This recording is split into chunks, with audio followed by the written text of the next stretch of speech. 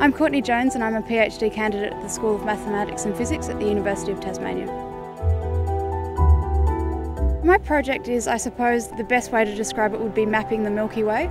So what I'm doing is trying to calculate the distance between the Sun and Earth system to as many newborn stars as possible within our galaxy, the Milky Way. These newborn stars tend to hang around the spiral arms of the galaxy. So our hope is basically that if we have enough of these distances between us and these newborn stars, that we can basically dot the dot and trace out the spiral arms of our galaxy. Most things in space emit radio waves and we collect that information. So day, night, sun, hail, wind, rain, we can observe. It is pretty exciting. Obviously there are hundreds known, or thousands really, but we're looking at a patch of sky that nobody else has looked at since the 1980s.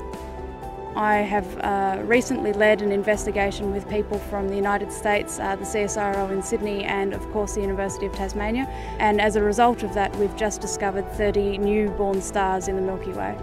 Telescopes have got better, computers have got better, and so we're finding new ones, which is pretty exciting.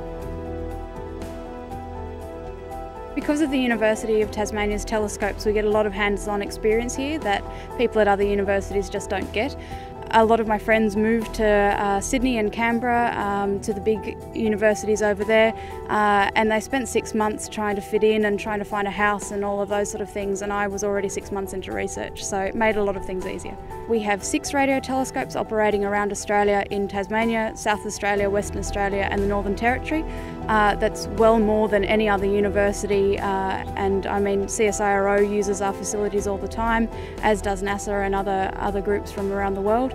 We have the facilities, we have the people. A lot of the staff from the School of Maths and Physics have chosen to live in Tasmania and they've moved here from all around the world because of our facilities and because of our knowledge.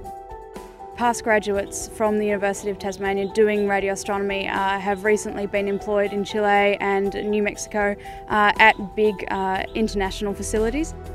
My PhD is up in about 6 months and I'm applying for jobs all around the world, and because of my experience from UTAS I can apply for jobs anywhere I want.